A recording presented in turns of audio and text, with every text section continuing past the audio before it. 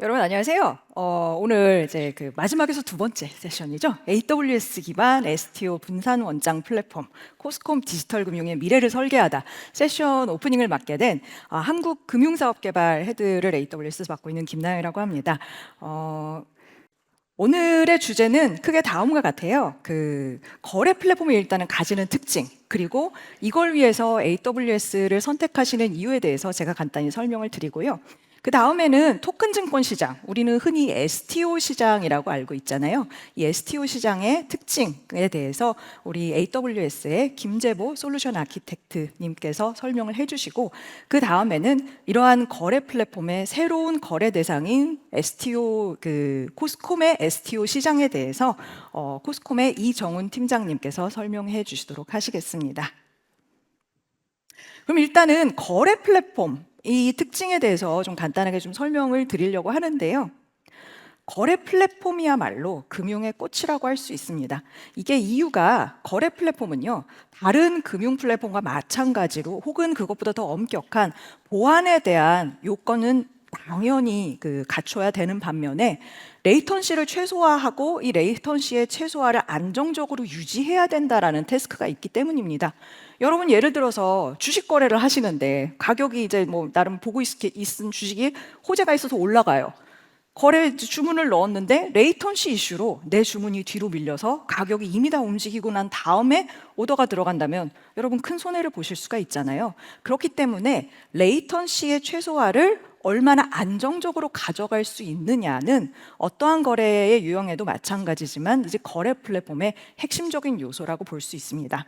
근데 그것과 아울러서 또 거래 플랫폼이 가져가야 되는 중요한 특징 하나가요. 빠른 확장성과 유연성입니다. 이 이유가요. 어떻게 생각을 해보시면 약 10년 전의 금융과 지금의 금융을 생각을 해보세요. 10년 전의 은행업과 지금의 은행업 크게 다르신가요? 이체하시고 외환하시고 크게 다르신 거 없잖아요. 근데 10년 전에 해외 채권 투자들 안 하셨죠. 지금은 모바일 어플리케이션으로 해외 채권 투자도 많이 하시잖아요. 옛날에는 코스닥 아니면 국내 주식시장 위주로 주식 거래를 하셨다면 지금은 미국 주식장 기본 티커 몇 가지는 이미 다 외우고 계시고, 그 다음에 노후 자금 역시 미국의 배당주 펀드 ETF들로 또 구성을 하고 계시는 분들이 상당히 많지 않습니까? 이렇다면은 이런 식으로 증권 거래, 그 거래 플랫폼은 상품이 바뀔 때마다 이에 상응하는 빠른 확장성과 유연성을 가지고 계시지 않으시면 여러분 증권회사만 혹은 여러분 회사만 그 상품을 고객에게 팔 수가 없어요. 당장 해외 주식이 핫한데 못 판다? 해외 채권이 핫한데 못 판다? 얼마나 큰 손해겠습니까? 그렇기 때문에 레이턴시를 최소화하는 것을 꾸준히 유지를 해주면서도 그때그때 나오는 상품이라든지 거래 유형에 대해서 대응할 수 있는 빠른 확장성과 유연성을 갖추셔야 된다라는 점에 있어서 거래 플랫폼이야말로 금융 IT 플랫폼의 핵심이다라고 보실 수가 있겠습니다. 이러한 확장성과 유연성 때문에 실은 많은 글로벌 금융사들이 AWS 상에 거래 플랫폼을 만들고 계세요. 흔히 저희는 MTS라고 더 잘 알려진 리테일 거래 플랫폼, 여러분 사용하시는 그 모바일 핸드폰입니다. 핸드폰 상에 있는 거래 플랫폼은 당연히 물론이고요. 그거를 벗어난 기관 간 거래 플랫폼이라든지 아니면 예전에는 존재하지 않던 형태의 자산들, 뭐 대표적으로 가상자산이나 아니면은 그 탄소 배출권 등의 새로운 자산군을 트레이딩하기 위한 플랫폼, 혹은 예전에는 장외 거래로만 이루어졌지만 지금은 그 장외 거래 자체를 또 디지털 플랫폼으로 가지고 들어온 채권, 환시장, 상품 시장, 혹은 아예 그냥 제대로 되어 있는 정규 주식 시장들까지도 AWS 상에 이러한 확장성과 유연성, 그리고 확장성과 유연성을 기반으로 하는 낮은 레이턴시를 꾸준히 공급해 줄 수 있는 점 때문에 AWS를 거래 플랫폼으로 많이 활용하고 계십니다. 이게 근데 뭐 미국이나 유럽에서의 이슈만이 아니에요. 이런 추세는 바로 옆 나라 일본에서도 볼 수가 있는데요. 일본 거래소의 경우 AWS 상에 구축한 JPX 공용 플랫폼인 JWS를 기반으로 불과 3.5개월 만에 신규 거래 자산군인 탄소 배출권 거래 시장 플랫폼을 개발했고요. 이거에 너무너무 만족하셔서 이분들은 향후 글로벌 데이터 사업을 하기 위한 플랫폼을 AWS 상의 제일레이크라는 통합 데이터 서비스 플랫폼 개발에 착수하셨습니다. 오사카 디지털 거래소 같은 경우에는요, AWS 상의 일본 최초의 STO 유통 시장인 스타트를 구축을 하셔서 AWS 트랜짓 게이트웨이를 통한 멀티캐스트 배포를 활용하고 계시고요. 향후에는 분산 원장 기술을 활용해서 실시간 총액 결제 서비스 또한 제공하고자 합니다. 이렇게 보시듯이 AWS는 다양한 거래소 그리고 거래 플랫폼들과의 파트너십을 통해서 글로벌 트레이딩 업계의 발전을 지원해 왔는데요. 한국에서도 저희가 이러한 파트너가 있습니다. 바로 코스콤이죠. 코스콤은 STO와 관련해서 AWS와 이런 협업을 하고 계시고요. 향후에는 이러한 협업을 늘려가기 위한 또 저희가 로드맵을 가지고 있습니다. 그렇다면 일단 STO란 어떠한 시장인지 우리 AWS 솔루션 아키텍트이신 김재보님께서 설명해 주시겠습니다. 뜨거운 박수로 환영 부탁드립니다. 네, 안녕하세요. AWS 솔루션스 아키텍트 김재보입니다. 네, 본격적으로 그럼 STO에 관해서 한번 말씀을 드려보도록 하겠습니다. 다들 조각 투자라는 얘기 들어보셨을 겁니다. 뭔가 조각을 내서 투자를 하는 것처럼 느끼실 텐데요. 정확하게는 2인 이상의 투자자가 실물 자산 또는 재산적 가치가 있는 권리를 분할한 청구권에 공통으로 투자해서 조각처럼 쪼개 소유하는 것을 조각 투자라고 합니다.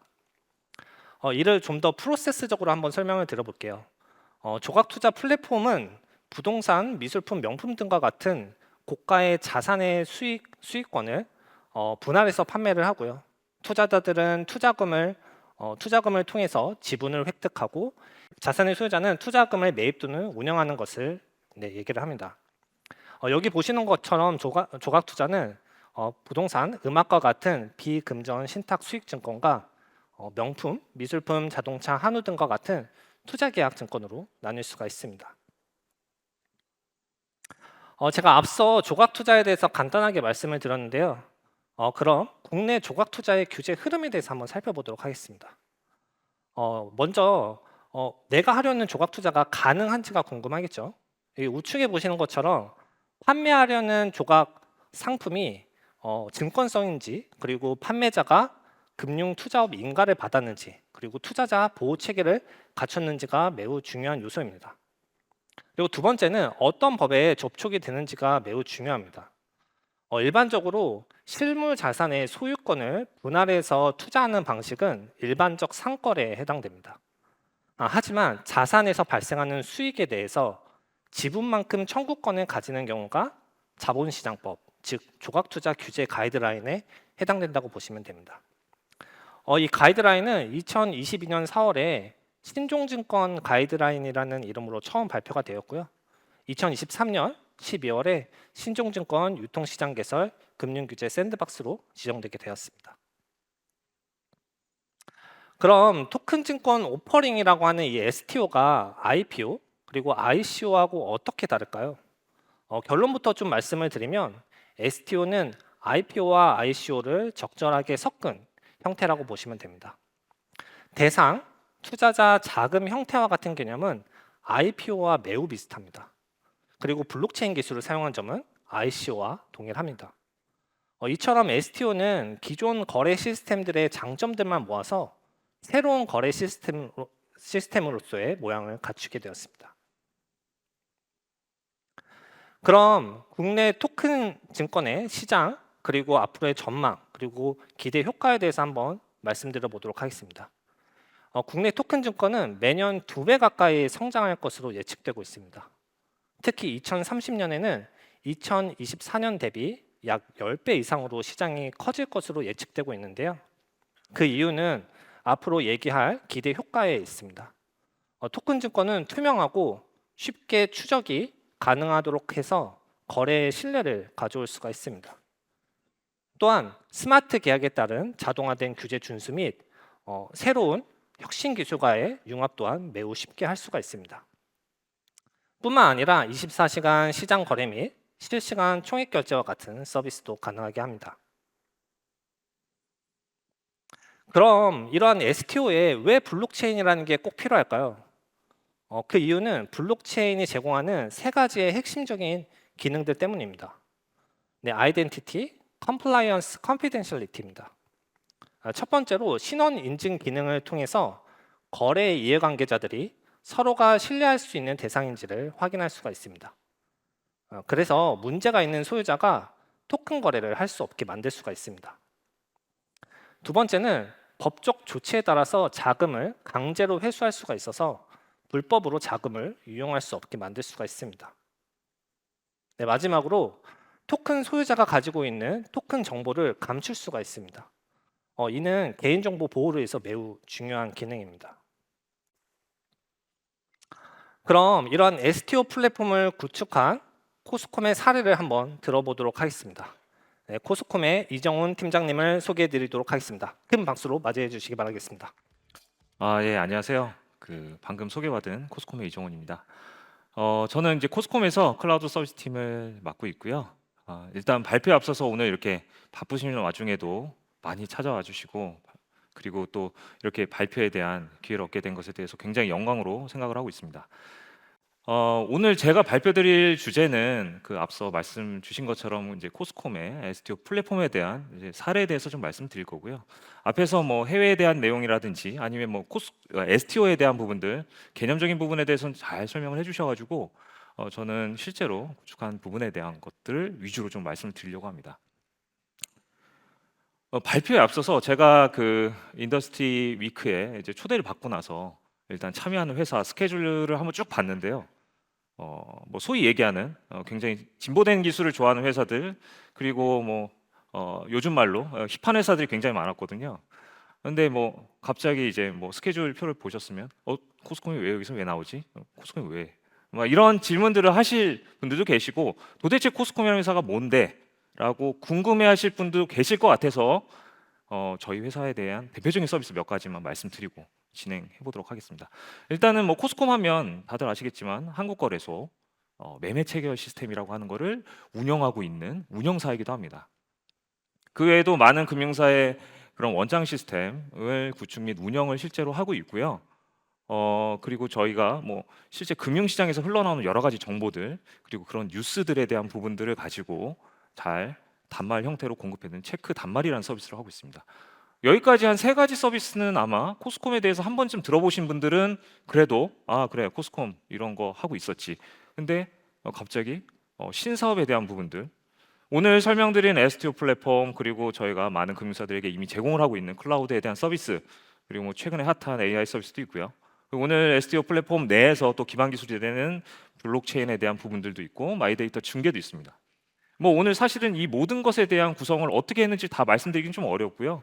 잠깐 요약해서 말씀드리면, 한국거래소 같은 경우에는 당연히 안정성이 최고이기 때문에 온프레미스에서 구성이 됐고요. 나머지 원장에 대한 부분들은 뭔가 온프레임과 클라우드와 같이 섞여 있는 형태. 그리고 저희가 지금 모든 신사업 형태로 하고 있는 거는 모두 다 올클라우드에서 하고 있습니다. 그러면 그 중에서도 오늘은 STO에 대한 부분만 좀 짧게 설명드려 보도록 하겠습니다. 코스콤의 STO 플랫폼 어떤 차이가 있을까요? 앞서서 저희가 말씀드렸던 것처럼 코스콤이라는 회사가 원래 하고 있었던 일들, 매매 체결, 원장 서비스, 많은 회사에 대한 공동 플랫폼을 제공하는 것, 원래 하고 있었던 일입니다. 저희 회사하고 40년이 넘었고요. 그런 40년 이상 동안에 그런 가져왔던 그런 기술력이 어찌 보면 STO 플랫폼에 가장 적합한 그런 기반 기술이 않았을까라고 생각을 합니다. 그래서 증권사 입장에서는 이런 플랫폼을 그냥 활용만 하시면 되는 거고요. 향후에는 유통 플랫폼까지도 연계가 가능한 형태라고 생각을 하고 있습니다. 그리고 뭐 앞서서도 말씀 주셨지만 분산 원장에 대한 부분들을 어떤 식으로 잘 가져갈 수 있는지 저희 또 코스콤이 가지고 있는 블록체인 서비스를 통해서 잘 만들었다고 보시면 될 것 같고요. 더더욱이 이 STO 플랫폼이 담겨 있는 그릇, 그 인프라는 바로 AWS 클라우드를 통해서 만들었습니다. 그래서 앞으로 지금부터 구체적으로 좀 설명드리도록 하겠습니다. 이 STO 플랫폼을 만들 때 단순하게 그냥 만들어지지는 않았죠. 왜냐하면 지금까지는 없었던 비즈니스에 대한 유형이기도 하고요. 그러다 보니까 만들면서 여러 가지의 과제들, 도전 과제들이 어쩔 수 없이 생길 수밖에 없었고요. 그 중에서 대표적인 세 가지의 도전 과제가 있었습니다. 첫 번째는 아까도 말씀드렸지만 공동 플랫폼입니다. 단일 기관이 사용하는 게 아니고요. 그러다 보니까 참여 기관이 굉장히 많고 그 참여 기관 자체가 계속적으로 확장이 될 수도 있고요. 그러다 보니까 뭔가 조금 더 확장에 대한 부분들, 그리고 각 증권사나 금융사들이 원하는 부분이 다 다르거든요. 그러다 보니까 그런 부분에 있어서의 고려해야 될 사항들이 너무나도 많았습니다. 더더욱이 예탁원이라든지 아니면 각 증권사의 레거 시스템과의 연동 인터페이스 역시도 어떻게 보면 굉장히 어려운 부분 중에 하나였고요. 그리고 이 역시도 금융 시스템입니다. 금융 시스템이 가지고 있는 어쩔 수 없는 컴플라이언스에 대한 규제를 맞춰서 개발해야 되는 거, 이 역시도 숙제라고 볼 수 있고요. 마지막으로 앞서서 말씀드렸지만 원장에 대한 부분들, 과거서부터 그랬지만 신뢰도에 대한 부분들은 기본적으로 가져야 될 특징이라고 할 수 있습니다. 그렇기 때문에 안전한 분산 원장에 대한 관리 기술 역시 굉장히 필요한 요소라고 할 수 있을 것 같습니다. 자, 그러면은 이런 도전 과제들을 AWS 클라우드의 다양한 서비스를 통해서 어떤 식으로 코스콤이 잘 해결했는지에 대한 부분들을 아키텍처를 통해서 설명드려 보도록 하겠습니다. 기본적으로 저희가 기본 아키텍처들이 있죠. 뭐 워크로드를 처리하는 뭐 EC2라든지 아니면 파일을 저장 파일 시스템이나 여러 가지가 있고, 그 외에도 또 AWS가 가지고 있는 여러 가지 관리를 위한 기술들, 보안에 대한 처리를 위한 여러 가지 기술들 많습니다. 오늘 다 설명드리기에는 시간이 너무 짧아서요. 아까 도전 과제 3가지를 어떤 식으로 잘 해결했는지에 대한 부분들, 첫 번째로는 확장성에 대한 부분을 저희가 어떤 식으로 해결할 수 있는지에 대한 해법, 결국에는 컨테이너 아키텍처를 잘 담을 수 있는 그릇이었고요. 그걸 위해서 엘라스틱 쿠버네티스 서비스에 대한 활용을 어떻게 했는지, 그리고 두 번째는 금융에서 필요한 금융 컴플라이언스를 어떤 식으로 잘 또 해결했는지, 그래서 시큐리티 쪽으로 어떻게 구성했는지에 대한 부분들, 그리고 어찌 보면 ST 플랫폼에서 가장 중요한 기반인 블록체인에 대한 분산 원장을 어떤 식으로 잘 만들었는지에 대한 부분들. 근데 분산 원장에 있어서 또 한 가지 굉장히 중요한 요소가 있습니다. 키 관리에 대한 부분들이 있거든요. 그래서 이 키 관리를 어떻게 잘 만들었는지 한 4가지 꼭지만 요약해서 설명을 드리고자 합니다. 첫 번째 말씀드릴 내용은 확장성에 대한 부분이고요. 이 확장성에 대한 부분들, 다양한 증권사가 참여를 하고 있고 각 증권사가 원하는 형태의 개발들이 계속 바뀌고 있고, 그리고 단순하게 기관들이 계속 늘어나거나 줄어들 수도 있습니다. 그러면 이러한 부분들을 다 수용을 하려면 어쩔 수 없이 저희가 고민했던 거는 이제 컨테이너 아키텍처에 대한 사용을 고민할 수밖에 없었고요. 이를 통해서 조금 더 원활하게 확장에 대한 부분들에 대한 고민거리를 해결할 수가 있었습니다. 그리고 지속적인 개발과 배포가 이루어지고 있기 때문에 이런 부분에 있어서도 굉장히 잘 진행이 됐다고 보시면 될 것 같습니다. 근데 이 컨테이너 아키텍처를 저희가 기반이 되는 플랫폼까지를 다 만든다고 하면 어찌 보면 굉장한 어려움이 발생할 수도 있는데요. 이미 검증되어 있는 수많은 레퍼런스를 가지고 있는 엘라스틱 쿠버네티스 서비스, 저희로서는 굉장한 좋은 해법이었습니다. 그래서 이 검증되어 있는 서비스를 통해서 저희가 안정적으로 이 컨테이너 아키텍처를 잘 구현할 수 있었다라고도 생각을 하고 있고요. 더더욱이 각 참여사별로의 조금 더 독립성을 보장하기 위해서 쿠버네티스의 네임스페이스 분리하는 부분들까지도 원활하게 구성을 할 수 있었습니다. 두 번째 이제 보안에 대한 부분이거든요. 결국에는 금융사가 가지고 있는 숙제입니다. 보안에 대한 부분을 해결하지 않고서는 결국에 시스템 구성하는 데에서 반드시 필수 요소가 없다라고도 할 수 있는데요. 저희가 이번에 이미 웰메이드된 아키텍처입니다. 그래서 당연히 금융사 갖춰야 될 외부망과 내부망에 대한 분리들 기본적으로 가져가고요.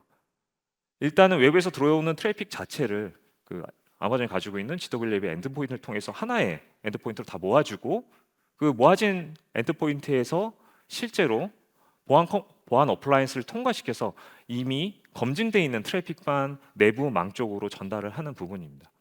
저희가 구성을 하면서 느낀 부분은 실제로 이런 클라우드 아키텍처를 사용하면서 보안에 대한 부분들은 전사적으로 표준적으로 가져갈 수 있는 이런 영역들을 관리 영역을 표준화할 수 있는 부분이고, 실제로 여러 가지 업무, STO뿐만 아니라 여러 가지 업무들을 향후에 내부망 쪽에다 구성을 할 때도 이미 구성되어 있는 이런 표준화되어 있는 보안 존을 통해서 구성한다고 하면 조금 더 원활하게 잘 구성할 수 있을 것 같다. 그리고 이 보안 어플라이언스에 대한 부분들은 서드 파티에 대한 제품들을 다 지원하기 때문에 어찌 보면 각 금융사가 가지고 있는 여러 가지의 그런 요구 사항들을 맞춰서 구성도 할 수 있는 그런 부분들까지 어찌 보면 장점이라고 생각을 했습니다.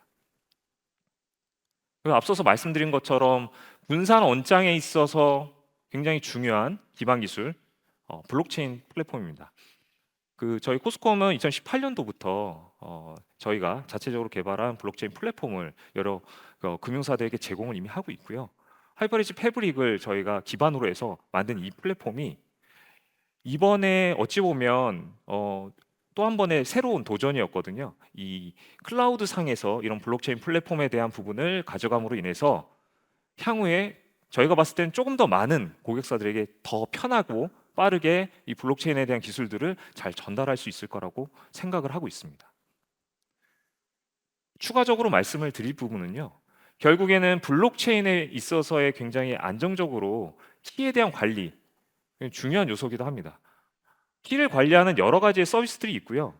뭐 KMS라든지 뭐 기존에 많이 사용하던 그런 키 관리에 대한 서비스도 있습니다. 하지만 저희가 봤을 때는 조금 더 안전한 키 관리에 대한 부분들이 이 블록체인 원장에 있어서는 굉장히 중요한 요소라고 생각해서 저희가 생각했을 때는 하드웨어 기반의 HSM 서비스가 반드시 필요하다고 생각했고요. 마침 AWS에서 클라우드 HSM이라고 하는 이런 좋은 서비스가 있었습니다. 저희가 봤을 때는 이 클라우드 HSM을 사용함으로 인해서 아까도 계속 반복적으로 말씀드리지만 공동 플랫폼을 사용하는 데 있어서의 여러 기관들이 그룹별로 각자의 키 관리를 논리적으로 해야 되는 그런 니즈 역시 아주 원활하게 잘 해결을 할 수 있었던 부분이었기도 하고요. 특히나 블록체인에 대한 매 트랜잭션이 생성될 때마다 결국엔 서명에 대한 부분들이 필수적으로 발생할 수밖에 없는데 멀티 시그니처라든지 기존의 KMS에서는 사용할 수 없었던 여러 가지 표준화되어 있는 기술들을 충분히 활용할 수가 있었습니다. 그래서 조금 더 안전성에 대한 부분들을 잘 해결할 수 있었다.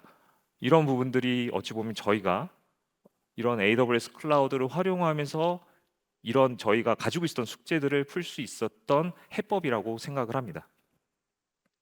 지금까지 이제 말씀드렸던 그 세 가지의 도전 과제 그리고 네 가지의 아키텍처에 대한 그런 구성에 대한 모습들 이를 통해서 저희가 이제 한 세 가지를 좀 얻을 수 있었거든요. 일단은 증권사, 금융사 입장에서는 저희가 기대했던 부분입니다. 결국에는 금융사 입장에서는 본업에 집중을 하고요. 그리고 실제로 IT에 대한 개발이나 아니면 이런 업무에 대한 개발에 들어가는 리소스는 이런 저희가 잘 만들어져 있는 플랫폼을 제공함으로 인해서 구축비라든지 운영비에 대한 절감을 노릴 수 있다고 생각을 하고요. 충분히 이번에 저희가 구축된 결과물을 통해서 얻었다라고도 저희는 생각을 합니다. 그리고 두 번째로 저희가 계속 중간중간 아키텍처 설명을 드리면서 말씀드렸지만 이미 AWS가 가지고 있는 많은 레퍼런스 아키텍처를 통해서 저희는 믿고 사용할 수 있었습니다. 특히나 컨테이너 아키텍처라든지 단순하게 과거의 컨테이너 아키텍처를 한 리전에서 만드는 게 아니라 멀티 리전 형태로도 만들어내면 가용성이나 확장성에 있어서의 더 많은 혜택들을 얻을 수 있다라고 저희는 생각을 했고요. 이런 부분들 역시 이번 프로젝트를 통해서 또 하나의 성과라고 생각을 하고 있습니다. 마지막으로는 아까도 말씀드렸지만 클라우드 HSM 아니면 네트워크에 대한 부분들 이런 금융에서 필요한 여러 가지의 규제를 해결할 수 있는 부분들 역시도 저희가 이번에 얻을 수 있는 좋은 성과라고 생각을 합니다. 여기까지는 저희가 S2 플랫폼, AWS 사실은 하나의 접점으로만 같이 협업이 이루어졌다고 하면요. 저희 코스콤은 앞으로 AWS와 함께 많은 금융사들에게 클라우드 전략을 함께 펼쳐나가려고 합니다. 금융산업 어떻게 생각하시나요? 금융산업은 규제산업입니다. 규제라고 하는 것과 기술에 대한 부분들을 적절하게 밸런스를 맞춰서 사용을 할 때 비로소 이제 혁신에 대한 부분들을 만들어낼 수가 있을 거고요. 특히나 작년 8월 달에 발표된 금융에서 발표된 망블리에 대한 규제 혁신 로드맵 역시 결국에는 규제를 바꾸겠다라는 보이스가 나오고 있습니다. 근데 이런 부분들에 있어서 결국에는 규제와 기술에 대한 부분들, 간극을 메꾸려면 두 가지의 부분들을 다 같이 친숙한 그런 파트너가 필요할 거라고 생각하고요. 그런 부분들을 저희 코스콤이 잘 할 수 있을 거라고 저희가 말씀드릴 수 있을 것 같습니다. 특히나 아까 말씀드렸던 결국엔 망블리에 대한 규제는 풀려나가고 있고 금융사에서는 AI 서비스를 통해서 여러 가지의 서비스를 만들어내고 싶은데 그러면 규제를 피해서 어떻게 만드는 것이 해법일지에 대한 부분들 사실은 스스로 고민하는 데 있어서의 많은 어려움을 겪으실 수밖에 없고요. 저희 코스콤이 그런 부분들에 대한 부분을 최대한 도와드릴 수 있을 것 같습니다. 그중에서 한 두 가지만 좀 요약해서 말씀드리면요. 아까 나영님께서 말씀 주셨지만 최근에는 결국에는 이제 뭐 트랜잭션 싸움이기도 하고 결국엔 고객의 접점 채널을 어떻게 잘 만들어가느냐에 따라서 그 금융사가 가지고 있는 경쟁력을 나타내기도 합니다. 특히나 IPO나 여러 가지 대고객 서비스에 대한 부분에 있어서의 지연을 발생시키거나 아니면은 진짜 거래가 필요할 때 뭔가의 확장이 안 돼서 이런 부분들에서 원활하게 서비스를 제공하지 못한다고 하면 그 금융사는 결국엔 경쟁력이 일 수밖에 없습니다. 그래서 AWS가 가지고 있는 트렌치 게이트웨이를 통한 멀티캐스트에 대한 네트워크 기술, 이 부분을 통해서 어떻게 보면 하나의 해법을 만들었다고 할 수가 있고요. 그리고 저희 코스콤은 아래에 보시는 것처럼 각 증권사에 시세 서비스를 전송하고 있는 역할을 하기도 한 기관이기도 합니다. 그렇기 때문에 시세에 대한 메커니즘을 조금 더 다른 회사들보다는 좀 이해도가 높을 수가 있고요. 그러다 보니까 혹시라도 MTS 서비스를 멀티캐스트를 해서 뭔가를 해결하고자 할 때 저희와 같이 하시면 조금 더 쉽게 그런 해법들을 만들어갈 수 있지 않을까 생각합니다. 그래서 최근에는 많은 증권사 같이 저희가 POC를 진행하고 있고요. 이미 이 멀티캐스트에 대한 부분들을 트렌치 게이트웨이로 많은 증권사들이 사용하고도 계십니다. 그래서 이런 부분들 앞으로도 같이 잘 해나갈 수 있을 거라고 생각을 합니다. 마지막으로 그 외에 수많은 금융 서비스도 있습니다. 그 중에서도 금융사가 결국에는 원장 서비스에 대한 부분들 뭐 어떻게 보면은 어떻게 클라우드에 올리지? 라고 당연히 의무심을 가지시는 분들이 첫 번째고요. 사실 이런 부분들을 그냥 무조건 퍼블릭에 있는 서비스를 활용하는 부분들 어찌 보면 약간의 어려움을 겪으실 수도 있습니다. 결국에 보안에 대한 부분이라든지 아니면 아까도 말씀 주셨지만 로우 레이턴시에 대한 부분들, 결국에 금융에서는 로우 레이턴시, 보안, 성능 어떻게 해결할 건데 이런 질문들을 첫 번째로 클라우드에다 던지시고요. 그런 어찌 보면 그런 부분에 있어서의 저희 코스콤이 가지고 있는 데이터 센터 내에 아웃포스트라고 하는 뭐 하이브리드를 갖다 놓는다든지 여러 가지의 방향들을 저희가 가져갈 수 있을 것 같습니다. 그리고 또 결국엔 AI를 쓰기 위해서는 GPU 자원이 필요한데 이 GPU에 대한 부분들을 구매를 하려면 결국 비용이 들어가는 거고 투자비만큼의 또 성과가 나오지 않았을 때 또 결과는 어떻게 하지? 뭐 이런 여러 가지의 그런 질문들이 지속적으로 발생할 수밖에 없는데 저희가 어찌 보면 클라우드를 통한 GPU에 대한 리소스 활용에 있어서도 조금 해법을 가지고 있지 않을까라고 생각합니다. 아까 처음에 저희 회사에 대한 소개를 처음에 드렸을 때 저희 40년 이상 공동 원장 서비스를 그동안 운영을 해왔고요. 단순하게 저희는 IT 서비스만을 제공하는 회사가 아니라 많은 금융사의 금융 서비스를 현재도 운영하고 있는 운영사기도 합니다. 그러다 보니까 어찌 보면 금융회사가 가지고 있는 고민들, 금융회사의 IT 부서에서 고민을 해야 되는 여러 가지 과제들을 저희가 한 번은 먼저 겪고 보안적인 부분에 있어서도 많이 겪고 있는 것이 지금의 저희가 이제 가지고 있는 숙제이기도 하고요. 그러다 보니 어찌 보면 단순하게 IT만 구축하는 것이 아니라 고객사 입장에서 금융사가 어찌 보면 이 클라우드라고 하는 기술을 금융에 어떻게 접목할지에 대한 부분들 역시 저희도 같은 시선으로 보고 있다라는 것이 저희 코스콤이 가진 장점이기도 합니다. 그래서 앞으로 AWS 그리고 코스콤 사실은 그동안은 뭐 다르게 보이기도 했던 두 회사가 어찌 보면 이 STO 플랫폼이라는 그 하나의 주제를 가지고 같이 만나서 또 앞으로는 그 외에 여러 가지의 증권사뿐만 아니라 많은 금융사들에게 제공할 수 있는 많은 서비스들을 저희가 준비를 하고 있고 그리고 아마 굉장히 재미있는 그런 사례들이 많이 나올 거라고 기대를 하고 있습니다. 그래서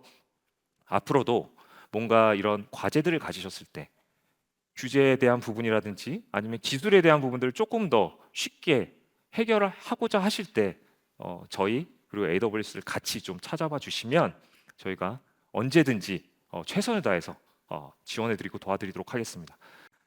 장시간 발표를 들어주셔서 너무 감사드리고요. 오늘 발표는 이것으로 마치겠습니다. 감사합니다.